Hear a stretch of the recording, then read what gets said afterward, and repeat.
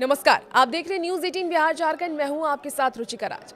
नए साल 2026 की शुरुआत केंद्रीय कर्मचारियों और पेंशनर्स के लिए एक बहुत बड़ी खुशखबरी लेकर के आ रही है। लंबे इंतजार के बाद 1 जनवरी 2026 से 8th पे कमीशन लागू होने जा रहा है। लेकिन सबसे बड़ा सवाल यह है कि आपकी सैलरी कितनी बढ़ेगी। क्या आपका बेसिक पे 18,000 से सीधे 34,000 हो जाएगा? आज के इस वीडियो में हम आंकड़ों और कैलकुलेशन के साथ समझेंगे कि 8th पे कमीशन यानी कि 8वें वेतन आयोग के बाद आपकी इन हैंड सैलरी और पेंशन में कितना उछाल आएगा। चलिए सबसे पहले बात कर लेते हैं फिटमेंट फैक्टर की। फिटमेंट फैक्टर क्या है और क्यों है ये सबसे अहम।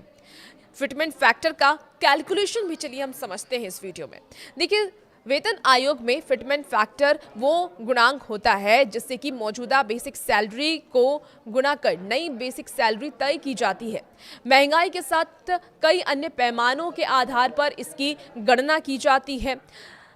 7th पे कमीशन यानी कि 7वें वेतन आयोग में इसे 2.57 रखा गया था, लेकिन कर्मचारी यूनियनों की अब ये मांग है कि 8th पे कमीशन में इसे बढ़ा करके 3.15 या फिर 3.68 किया जाए।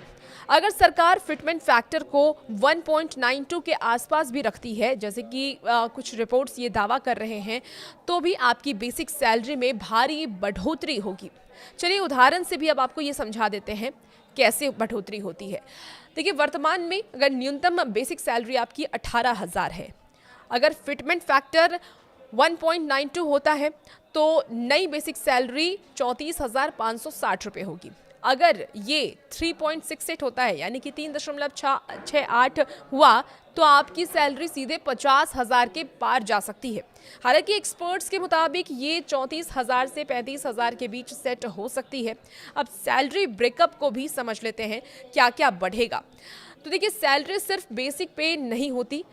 जब बेसिक सैलरी बढ़ती है तो इसका सीधा असर आपके अन्य अनाउंसेस पर भी पड़ता है, जैसे कि डीए, जिसको महंगाई भत्ता भी कहते हैं। नया वेतन आयोग लागू होते ही डीए को बेसिक में मर्ज कर दिया जाता है और फिर से 0% से शुरू किया जाता है।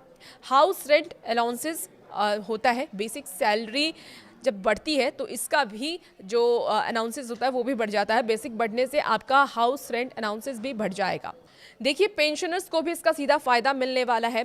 8th पे कमीशन अगर लागू होता है तो सिर्फ नौकरी कर रहे लोगों को इसका फायदा नहीं होगा, बल्कि लाखों पेंशनर्स को भी इसका फायदा मिलने वाला है। उनकी पेंशन में भी लाभ होगा, वृद्धि होगी और उनको भी सीधा फायदा मिलेगा। अब क्यों लागू हो रहा है 8th पे कमीशन, वो भी समझ लेते हैं। देखिए, नियम के अनुसार हर 10 साल में एक नया वेतन आयोग लागू किया जाता है। 7वां वेतन आयोग 2016 में आया था, इसलिए 2026 में 8वां वेतन आयोग नियम के अनुसार लागू होना है।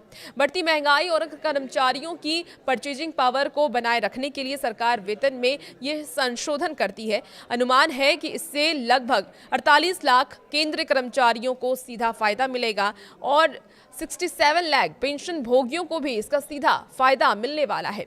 हालांकि अभी सरकार की ओर से अंतिम नोटिफिकेशन का इंतजार है, लेकिन तैयारी पूरी है। जैसे ही फिटमेंट फैक्टर पर मुहर लगेगी, आपकी सैलरी की तस्वीर साफ हो जाएगी।